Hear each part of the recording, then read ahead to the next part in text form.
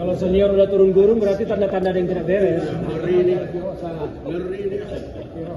Sudah pulang. Dia tunggu apa? Saya kan absen terus. Saya apa ya Pak Haruna kan gitu.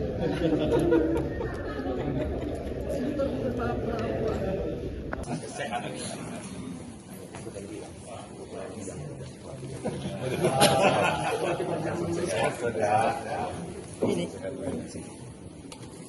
Mana Gus Nuril? Sekali.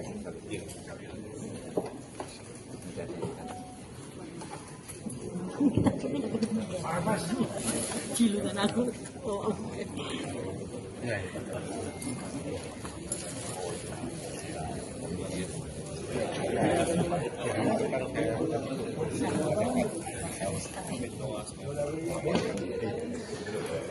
Ada yang disampaikan Pak? Yang nyampaikan hakim nanti. Oh iya, kita selalu dukung semangat agar Mas Hasto bisa menghadapi ini lancar dan tegar. Ya. Sebelum persidangan, tokoh-tokoh PDIP dari Wapres Ganjar, ya Wapres PDIP yang kalah, Capres ya kan, dan beberapa elit PDIP datang, termasuk ada anggota DPR juga, ya kan, seolah-olah memberikan dukungan kepada Hasto. Ya. Bagi saya itu janggal, Mas. Kenapa janggal, ya kan? Kita kan semuanya bersepakat nih, dan partai politik juga adalah bagian yang paling depan dalam memberantas korupsi. Hasto ini kan kasusnya kasus korupsi. Iya kan, ditangkap oleh KPK itu kan konteksnya kan korupsi. Walaupun itu suap-suap kan bagian dari korupsi. Tapi dengan didatangi ini kok seolah-olah PDIP atau sebagian dari PDIP ya kan yang direpresentasikan oleh dari ada Hasanuddin itu Komisi 1, ada Ganjar, ada Ripka Ciptari juga ya kan. Dan ada beberapa vokalis PDIP di beberapa TV ya kan, podcast ya tuh. Seperti Guntur Romli ada ya kan. Nah, saya pikir kok PDIP tidak memberikan pendidikan kepada masyarakat bahwa yang salah ya salah. Jangan diberikan pembelaan yang secara terbuka begitu gitu loh. Ya kan, dan saya menduga ya sepertinya mereka ini datang karena perintah ketua umumnya gitu. Berarti kan ini semangat anti korupsinya kan ada dari pimpinan atas partai itu. Gimana menurut Mas Yudi? Apakah itu berpotensi untuk mempengaruhi hakim dalam mengambil keputusan? Oke, ya memang Bang, kalau kita bicara mengenai sidang, kan terbuka ya Bang. Siapa saja boleh hadir ya dalam kasus apapun, ya kecuali ada beberapa sidang peradilan yang nggak boleh, misalnya terkait dengan anak, ya kan kesusilaan. Namun memang saya melihat ya dukungan kepada Hasto ini kan saya pikir kalau tadi saya mendengar misalnya Pak Ganjar bilang moral gitu ya. Memberikan dukungan moral. Iya, saya pikir ya moral seperti apa gitu ya.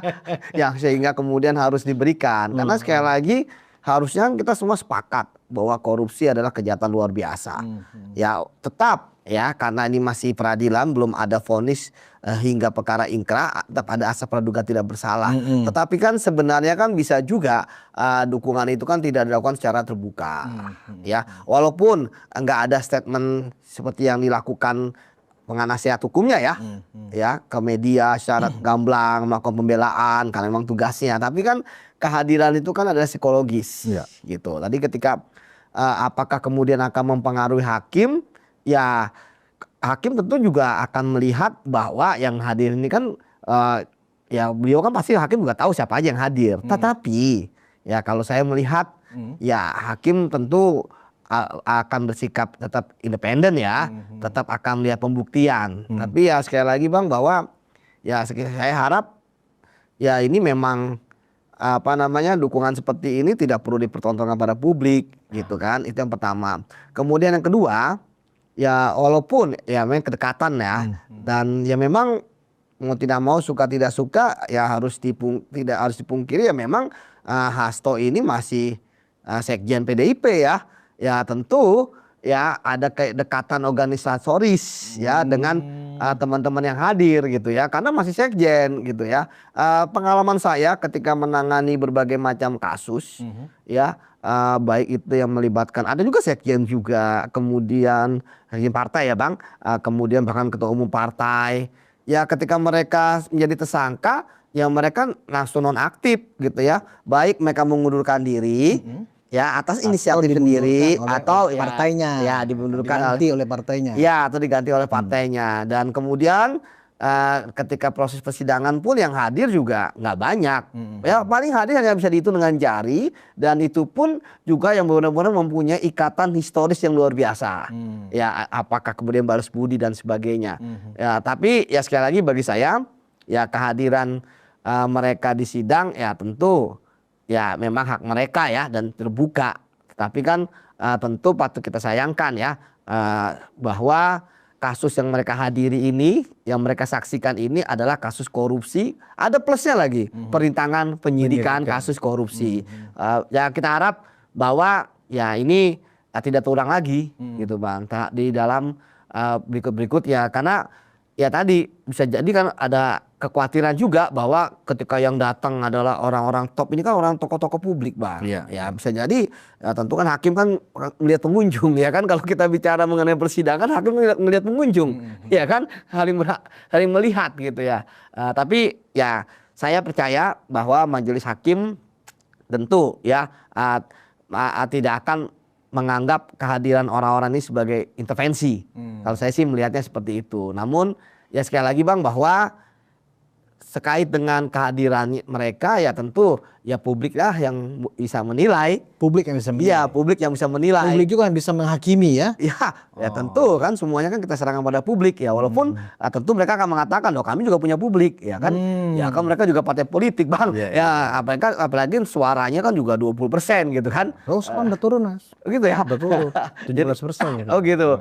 Ya. Sejak Pak Jokowi keluar dari gitu. Jadi seperti itu Bang. Jadi iya. ya saya pikir ini kan sebagai bentuk ya bagi saya dukungan moral bagi mereka gitu. Tapi bagi kita kan juga dianggap ini show of force ya bahwa misalnya Hasto tidak sendirian gitu masih didukung oleh teman-teman partainya kan bisa dibaca seperti itu. Walaupun tadi saya katakan bahwa isu kriminalisasi, isu politisasi ya itu semakin kemari makin tidak terbukti gitu ya karena kesaksian-kesaksian dari beberapa sidang belakangan ini mampu untuk bisa meyakinkan ya setidaknya ya kepada publik bahwa memang kasus Hasto terkait dengan dugaan suap dan real ada ya tinggal nanti keyakinan hakim. Jadi kembali lagi bahwa kedatangan orang-orang ini ya kita harapkan yang terakhir gitu Bang ya. Ya kedepannya kalau emang ingin memberikan dukungan kan bisa dengan di ruang tertutup gitu ya. Karena tadi bahwa bangsa kita sedang berperang melawan korupsi,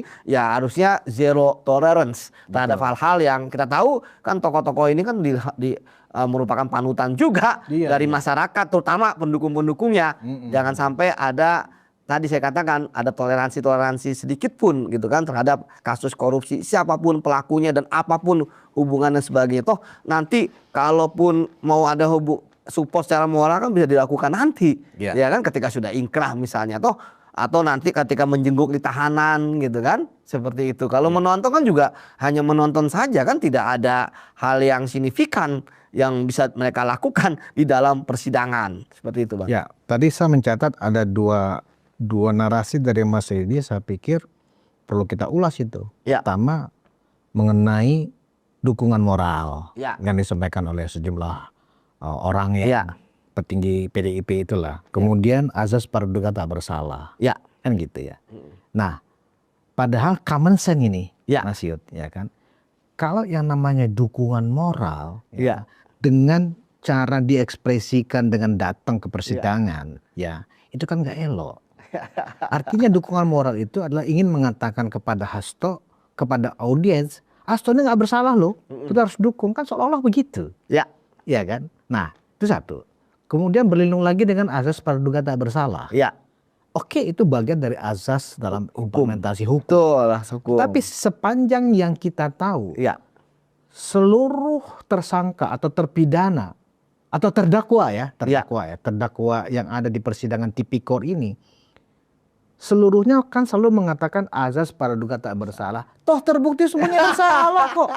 Jadi kan itu hanya bahasa-bahasa basi. Ya, bahasa hukum, betul Bang. Ya kan? Ya ketika ada orang dikatakan koruptor, saya belum koruptor kok, belum ini. Tapi Sampai divonis. tapi kan Pertanyaannya, ada pernah yang bebas kan? Kan nggak ada. Semuanya akhirnya bersalah. Nah bagaimana nih menurut Mas Yudi? Apakah ini memang partai ini memang semangatnya memang nggak ada untuk pemberantasan korupsi? Ya secara common sense aja. Bukan berarti Mas Yudi sebagai bagian dari aparat penegak hukum ya kan nggak boleh mengomentari ini. ya. Bukankah ini adalah upaya-upaya yang dilakukan oleh partai ini? Mereka nggak menghargai loh kerja kayak orang-orang kayak Mas Yudi ini. Bersusah payah mencari barang bukti segala macam. Di persidangan mereka mencoba mempengaruhi psikologis hakim. Iya kan? Kan mereka orang-orang yang berkuasa Mas. Iya. Wajar kan kalau hakim ini ya bagi yang imannya juga nggak kokoh sebagai pengambil keputusan kan godek juga nih. Betul. Gimana Mas Yudi? Ya memang menarik ya bahwa seperti pertanyaan-pertanyaan abang tadi ya, kita sebenarnya dalam bernegara ini mau seperti apa? Karena parsial gitu ya. Ketika misalnya dikatakan kasus Hasto itu adalah kriminalisasi dan politisasi yang menurut saya akhirnya mungkin jadi pijakan untuk membela. Namun kan kita juga tidak boleh memungkiri kalau misalnya ini kriminalisasi sebagai bagaimana dengan pekerjaan-pekerjaan KPK yang lain? Iya. Kan banyak yang lain, ya kan? Kenapa hanya kasus ini? Dan kebetulan melibatkan sekjennya, yang pertama. Kemudian yang kedua, juga penetapan tersangka ini kan dipilih juga oleh anggota DPR dari PDIP. Ya bisa jadi yang hadir salah satunya juga memilih nih 5 pimpinan ini. Karena kan pimpinan KPK ini kan ada 10 orang saat itu. Dipilih suara yang terbanyak. Betul. Kan nggak mungkin nggak ada suara PDIP. Betul. Di 5 orang yang terpilih itu. Ya Bang. Ya, ketika kemudian narasi-narasi kriminalisasi dan sebagainya disampaikan, ya berarti kan mereka menyudutkan pilihan mereka sendiri. Karena seperti yang tadi saya sebutkan Bang, bahwa 5 orang yang terpilih ini, 5-5-nya setuju kok, sepakat kok Hasto jadi tersangka, dan keyakinan mereka menetapkan Hasto sebagai tersangka terbukti sampai sekarang sudah menjadi terdakwa. Artinya kasus penyidikannya lengkap dan rampung. Betul. Artinya alat buktinya cukup. Dan dari proses-proses persidangan ya yang dilakukan oleh pengadilan tindak pidana korupsi, dari saksi yang dihadirkan oleh jaksa sampai saat ini, baik saksi-saksi fakta ya yang berasal dari internal PDIP juga ada loh. Ya kan? KPU ada. Ya, bahkan dari KPK-nya sendiri penyidiknya ya, termasuk penyelidiknya juga menjadi saksi. Ya, artinya nggak ada loh yang menurut saya direkayasa. Orang mereka itu bersaksi di bawah sumpah. Disaksikan secara umum ya, tanpa tekanan. Kan nggak ada tekanan-tekanan ketika menyampaikan. Ya, baik dari audiens dan sebagainya, dan pihak Hasto pun diberikan kesempatan. Baik Hasto sendiri yang saya lihat aktif juga bertanya, dan penasihat hukumnya, bukan hanya jaksa dan hakim. Jadi saya pikir ya sekarang ya tadi katakan bahwa ya memang saya melihat ya tentu ketika misalnya orang-orang ini hadir gitu ya di dalam persidangan, saya pikir bisa jadi mereka sudah mengukur mitigasi resikonya. Ya kan orang-orang ini kan juga bukan politisi kemarin sore Bang gitu kan. Artinya mereka tentu sudah mengukur nih sejauh mana. Dampaknya mereka sudah paham lah ya. Paham. Ya dengan segala risiko. Betul. Apalagi kan juga pemilu mungkin masih lama. Ya kan?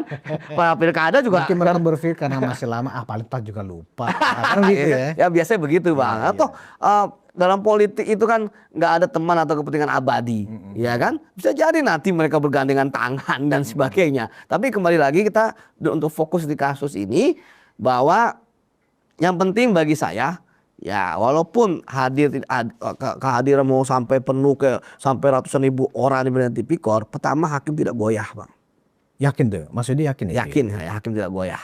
Kemudian yang kedua ya fakta-fakta persidangan yang coba dia ajukan jaksa seperti yang mengatakan untuk meyakini hakim itu sampai saat ini saya melihat on the right track. Jaksa bagus sekali bang. Bagaimana mereka mampu untuk menampilkan saksi-saksi dalam minggu-minggu persidangan yang benar-benar bisa dan tanda kutip uppercut, ya kan? Uppercut itu KO gitu ya, tapi belum apa? Kena pukul, telak gitu ya, tapi belum KO dulu gitu kan, jadi pelan-pelan. Lebam lah ya. Lebam, artinya pelan-pelan dulu, Iya, benar. iya. Artinya strategi makan bubur, ya pinggir-pinggir baru hap. Artinya saya ngelihat ya mereka sudah bagus lah, ya rekaman percakapan disampaikan, ya kan kronologis fakta mulai dari kasus penyuapan, kasus PT IKA misalnya, kemudian kasus perintangan, itu kan semua disampaikan. Udah terungkap semua. Iya. Itu yang masalah PTK yang pernah kita bahas. Betul, yang kita bahas. Karena memang ada kedekatan Firly dengan Hasto itu nggak terbantahkan. Iya, nggak Dalam terbantahkan. persidangan kan terbuka itu. Iya, dan yang paling menarik bang, bahwa ada saksi Rizky Afridia yang dia itu sudah diperiksa juga. Di situ kan saya melihat ya ternyata ada motif Hasto di situ ya, bahwa emang ingin mengganti Rizky dengan Harun Masiku. Di mana Rizky kan kalau nggak salah mendapatkan puluhan ribu suara dengan Harun yang hanya berapa ribu, 5.000 kalau tidak salah gitu kan. Tapi memang di situ saya lihat ketegaran seorang Rizky ya, nggak mau dia ya, walaupun sudah ada utusannya Hasto ke Singapura, walaupun ada janji mau jadi dirut BUMN gitu ya. Ya emang ya Tegar juga sih si ya Rizky kan Apradia suara ini. rakyat loh, apalagi ini orang sana. Itu dapil dia, Bang. Setelah dia bersaksi kan muncul Apa tuh, semacam kalimat tuh. Apa tuh? Anda memang sekjen, tapi Iya. Anda bukan Tuhan. Paten kali. Iya, itulah. Emang kayak ngeliat, nggak kaleng-kaleng gitu. Loh, Iya. dia ngomong. Artinya begini, Pak dari Sekjen kalimat ngomong. itu memang terlihat Rizky ini dalam tekanan sebenarnya pada saat diperintahkan untuk mundur itu. Sampai nangis lah ya kemarin. Iya, gitu loh. Dikena. Nah itu kan membantah semua pembelaan teman-teman PDIP bahwa ini kriminalisasi. Terbukti kok di persidangan memang ini. Dan itu ada orang PDIP kepentingan. loh. Iya, dia sendiri kan orang PDIP. Dia Iya. sudah berbakti juga katanya dengan ke partainya. Yo, Ya kan? ya kan kalau nggak salah kan memang kader murni. Ya kan